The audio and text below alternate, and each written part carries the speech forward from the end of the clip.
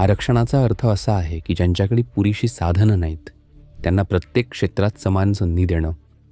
तुम्ही म्हणालात की तुमच्या 350 विद्यार्थ्यांच्या बॅचमध्ये फक्त 13 मुली होत्या. समजा 100 जागा आहेत आणि तुम्हाला चांगलं माहिती की 20% जागा एका विशिष्ट गटासाठी आरक्षित आहेत.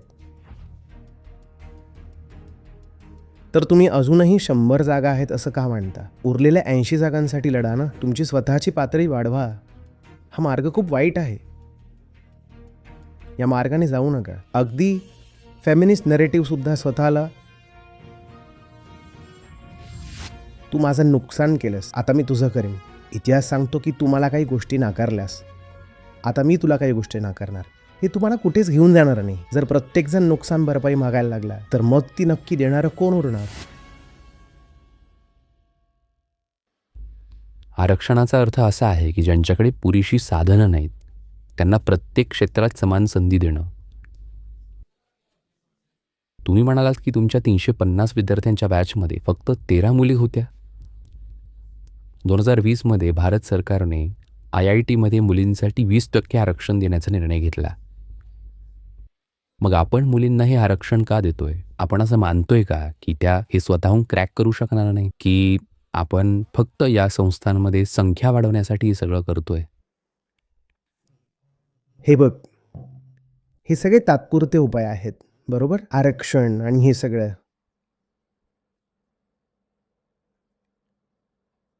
मला वाटतं की आरक्षणाची ही मूळ संकल्पनाच मानवी प्रतिष्ठेच्या विरोधात आहे. कोणत्याही स्वरूपात, कोणत्याही ठिकाणी कोणासाठी दिलेलं आरक्षण मला तरी पटत नाही. त्याऐवजी मी त्या व्यक्तीला सक्षम बनवण्यावर भर देईन. जर एखादी व्यक्ती काही कारणांमुळे कमकुवत झाली असेल तर मी त्याला उचलून थेट एखाद्या संस्थेत टाकीन. पण ज्या मूळ कारणांमुळे तो कमकुवत झालाय ते कारण मी बदलणार नसेन तर मी काहीच मोठं काम करत नाहीये. म्हणून महिलांना किंवा मुलींना जास्त आरक्षण असावं ही कल्पनाच मला फारशी सन्माननीय वाटत नाही. खरी गरज ही आहे की मुलींना आणि महिलांना हे समजायला हवं की त्या नक्की कोण आहेत. त्यांची ऊर्जा आणि त्यांची शक्ती अनलॉक व्हायला हवी. एक अशी वेळ यायला हवी की जिथं या आरक्षणाच्या संकल्पनेची गरजच उरणार नाही. मी आधीच म्हटलंय की हा एक तात्पुरता उपाय आहे. हा काही पूर्ण उपचार नाहीये. तर ही फक्त एक तात्पुरती ट्रीटमेंट आहे ज्याने काहीच बरं होणार नाही. पण सध्याच्या काळानुसार कदाचित याचा काही उपयोग होऊ शकतो. पण हे लक्षात ठेवायला हवं की हे तात्पुरतंच आहे आणि हेही लक्षात ठेवायला हवं की खरा उपाय दुसरीकडे आहे. पण आचार्यजी, हा तात्पुरता उपाय मुलांसाठी घातक नाही का? समजा एका मुलाची रँक 6000 आली आणि मुलीची 8000 रँक आली, तर तिला ॲडमिशन मिळेल पण मुलाला मिळणार नाही. तर हा जो तात्पुरता उपाय आहे तो मुलांसाठी अपायकारक नाही का? असा विचार करणं चांगलं नाही. समजा 100 जागा आहेत आणि तुम्हाला चांगलं माहिती आहे की 20% जागा एका विशिष्ट गटासाठी आरक्षित आहेत. तर तुम्ही अजूनही 100 जागा आहेत असं का मानता? उरलेल्या 80 जागांसाठी लढा ना. तुमची स्वतःची पातळी वाढवा. ती इतकी उंच करा की नंतर तक्रार करण्याची वेळच येऊ नये की माझ्यापेक्षा कमी मार्क असूनही तिला आरक्षणामुळे प्रवेश मिळाला आणि मला नाही मिळाला.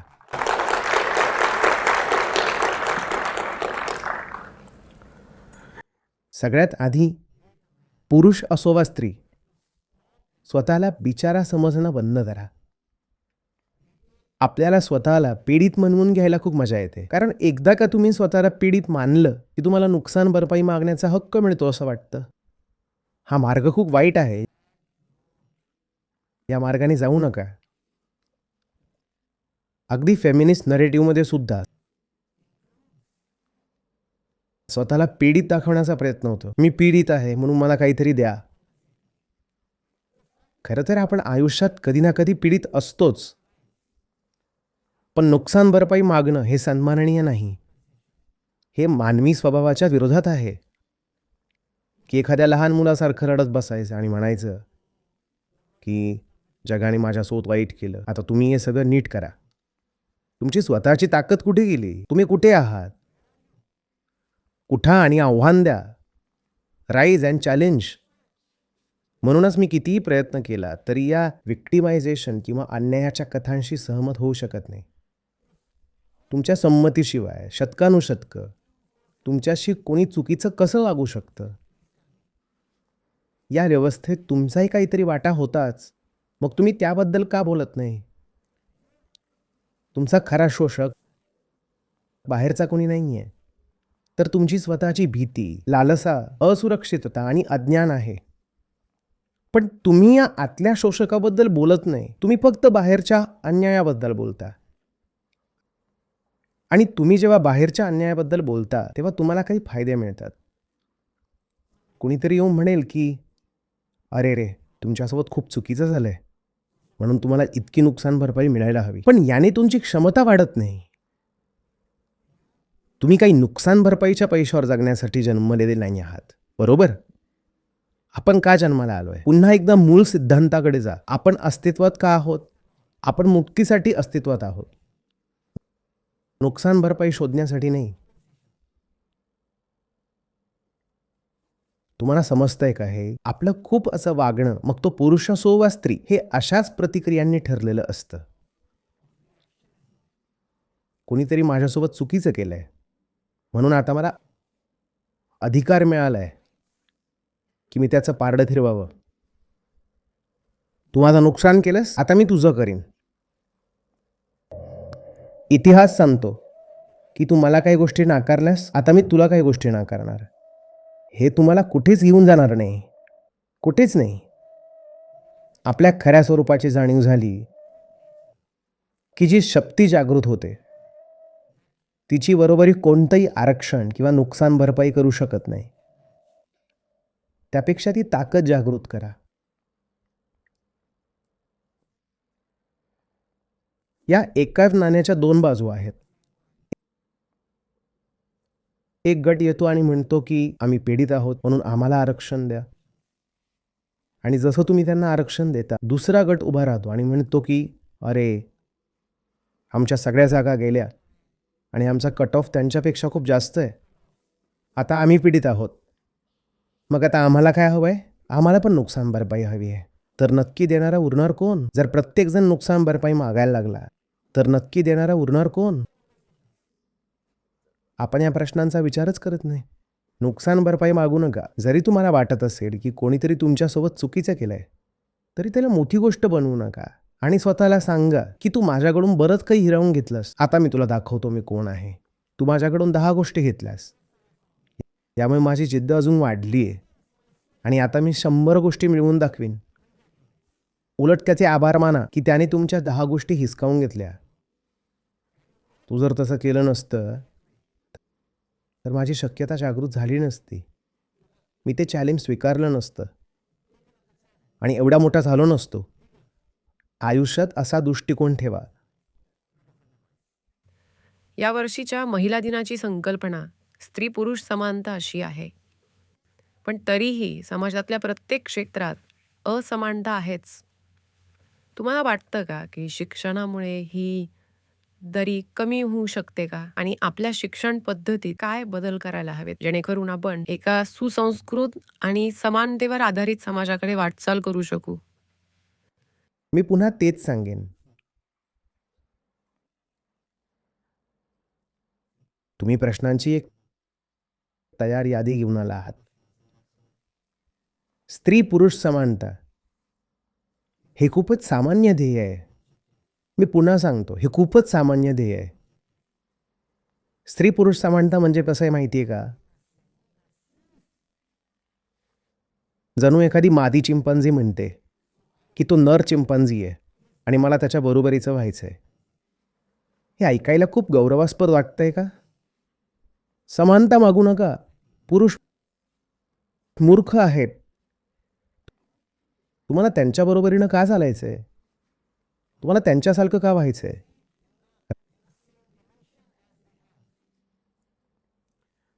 राजकीय ताकद, आर्थिक ताकद पुरुषांकडे होती. त्यांनी त्या ताकदीचा काय वापर केला ते तुम्हाला दिसत नाहीये का? एक जागृत महिला म्हणून तुम्हाला सुद्धा त्याच मार्गाने का जायचं आहे सांगा बरं? तुम्हाला पुरुषांची कॉपी बनायचं आहे का?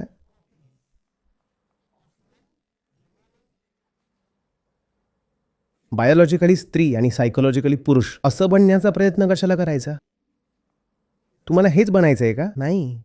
त्यामुळे पुरुषांशी बरोबरी करण्याचा प्रयत्न करू नका. उलट पुरुषांच्या चुकीच्या कृत्यांपासून शिका की आपण तसं वागायचं नाही. फक्त तेवढी गोष्ट त्यांच्यापासून शिका. त्यांच्याकडे पहा आणि म्हणा, मला तुमच्यासारखं व्हायचं नाही. त्यांच्यासारखं होणं हा तुमचा अपमान आहे, नाही का? स्त्री पुरुष समानता हे खूपच सामान्य ध्येय आहे. तुम्हाला तुमच्या जेंडर आयडेंटिटीपासून मुक्त व्हायचं आहे. जेंडर समाजातून येतं आणि लैंगिकता बायोलॉजीतून येते. सुरुवातीला जेंडर आयडेंटिटीपासून मुक्त व्हा आणि पुढे जाऊन लैंगिक ओळखीपासून मुक्त होण्याचा प्रयत्न करा.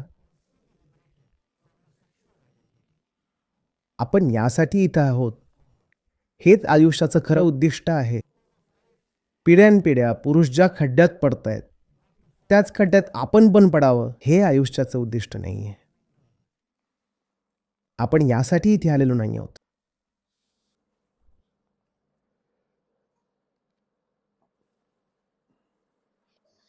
सर, महिलांची मुक्ती ही संकल्पनाच माझ्यासाठी खूप नवीन आहे.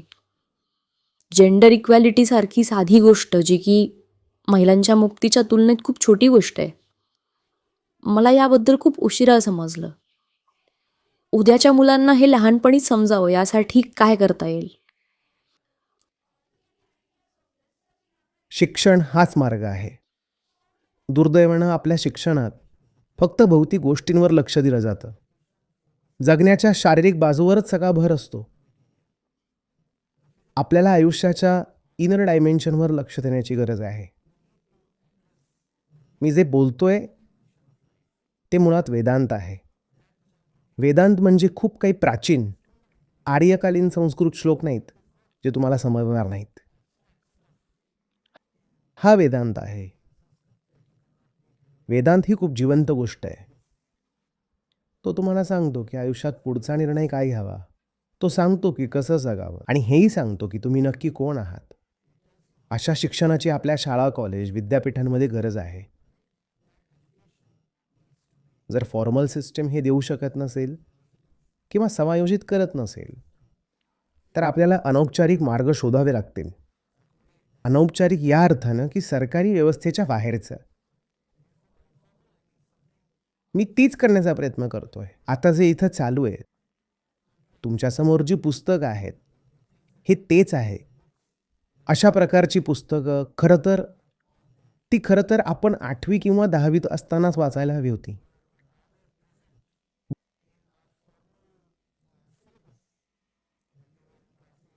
But better late than never. आम्ही वेदांताचा हा संदेश पोचवण्याचा प्रयत्न करतोय.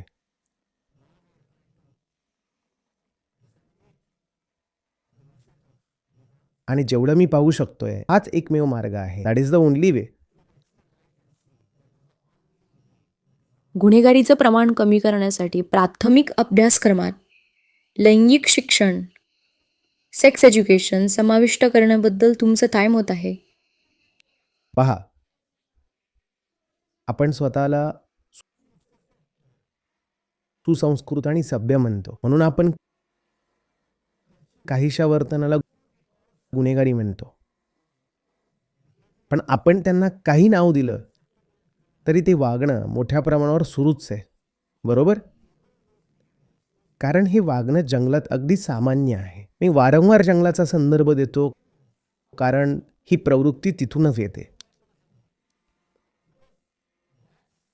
तुमच्या हातात एक कागद आहे आणि मी तो तुमच्याकडून हिसकावून घेतला. तुम्ही म्हणाल की हा गुन्हा आहे, माझी मालमत्ता हिरावून घेतली गेली आहे. पण माकडांमध्ये हे नेहमीच घडत नाही का? तुम्ही माकडांचं निरीक्षण करा. ते सतत एकमेकांकडून गोष्टी हिसकावून घेत असतात. आपणही माकडच आहोत म्हणून आपणही तेच करतो. जोपर्यंत आपण माकड आहोत तोपर्यंत गुन्हेगारी अस्तित्वात राहील. कारण सर्व गुन्हे हे भौतिक अहंकाराचा विस्तार करण्याच्या प्रयत्नाशिवाय दुसरे काही नाहीत. ही गुन्ह्याची वेदांतिक व्याख्या आहे. कोणत्याही किमतीत भौतिक अहंकाराचा विस्तार करण्याचा प्रयत्न करणे म्हणजे गुन्हा. जेव्हा तुम्हाला तुम्ही कोण आहात हे माहीत नसतं तेव्हा तुम्ही तुमचं कल्याण दुसऱ्याच्या कल्याणापासून पूर्णपणे वेगळं समजता. मग तो झिरो सम गेम होतो. तिच्याकडे काहीतरी आहे म्हणजे माझ्याकडे ती गोष्ट नाही. ती गोष्ट मिळवण्यासाठी मला ती तिच्याकडून हिरावून घेतलीच पाहिजे. हा जीवनाकडे पाहण्याचा भौतिक दृष्टिकोन आहे. मला झिरो सम गेम समजतो का? +1 -1 जर माझ्याकडे असेल तर माझ्यासाठी +1, जर तिच्याकडे असेल तर माझ्यासाठी -1. तुम्ही बाजू बदलल्या तरी बेरीज शून्यच राहते. प्रकृती याच पद्धतीने काम करते. जर तुमच्याकडे असेल तर माझ्याकडे नाही, तर माझ्याकडे असेल तर तुमच्याकडे नाही. आणि हीच गोष्ट सर्व भौतिक वस्तूंना लागू होते, नाही का? तर माझ्याकडे हे असेल तर तुमच्याकडे हे कसं असू शकतं? आणि मग गुन्हा घडेल. कारण तुम्हालाही ते हवं असतं. यालाच वासना म्हणतात. मलाही ते हवं आहे आणि वासनेला स्वतःशिवाय कशाचीही पर्वा नसते. मलाही ते मिळवायचं आहे आणि हीच वासना या ग्रहाचा नाश करते. प्रत्येकाला चांगलं जीवन हवं आहे. आपल्या सर्वांना यातील भरपूर काही हवं आहे. पण या पृथ्वीकडे प्रत्येकाला हवं तितकं देण्यासाठी पुरेसं काहीच नाही आहे. आणि हीच इच्छा या पृथ्वीचा अंत करते. तरीही इच्छा म्हणते, नाही, मलाही हे हवं आहे, मलाही ते हवं आहे. अमेरिकेत जेवढा वापर होतो तेवढाच आम्हालाही करायचा आहे. जर्मनीत जेवढी वीज वापरली जाते तेवढीच आपल्यालाही हवी आहे. माझ्या शेजाऱ्याला जेवढी मुलं आहेत तेवढीच मलाही हवी आहेत. आणि याच गोष्टींमुळे आज आपण पूर्ण विनाशाच्या वाटेवर आहोत. हे समजून घ्या, तो गुन्हा आहे. भौतिक गोष्टींना त्यांच्या लायकीपेक्षा जास्त महत्त्व देणं हा गुन्हा आहे. असं समजणं की या वस्तू तुम्हाला ते देऊ शकतात जे त्या कधीच देऊ शकणार नाही, हा खरा गुन्हा आहे. हीच गुन्ह्याची खरी व्याख्या आहे. पण आपल्याला ही व्याख्या मान्य नाही, कारण ती पचवणं आपल्याला कठीण जातं. म्हणून आपण गुन्ह्याची व्याख्या खूप तोकडी करून ठेवली आहे. आपण काही नियम आणि कायदे बनवले आहेत आणि जर कोणी ते मोडले तर आपण त्याला गुन्हेगार म्हणतो. खरं तर जो कोणी फक्त वस्तूंच्या आणि शरीराच्या जगात जगतो तो प्रत्येक जण गुन्हेगार आहे. फक्त इतकंच की त्याचा गुन्हा अजून समोर आलेला नाही किंवा कायद्याच्या पुस्तकात अजून त्या गुन्ह्याची नोंद झालेली नाही. पण तो माणूस गुन्हेगार आहेच, यात काही शंका नाही. त्यामुळे गुन्हेगारी संपवण्याचा एकमेव खरा मार्ग म्हणजे माणसाला या निव्वळ शारीरिक आणि भौतिक ओळखीपासून दूर नेणं. नाहीतर आपल्या या शारीरिक अस्तित्वात गुन्हेगारी हेच कटू सत्य आहे.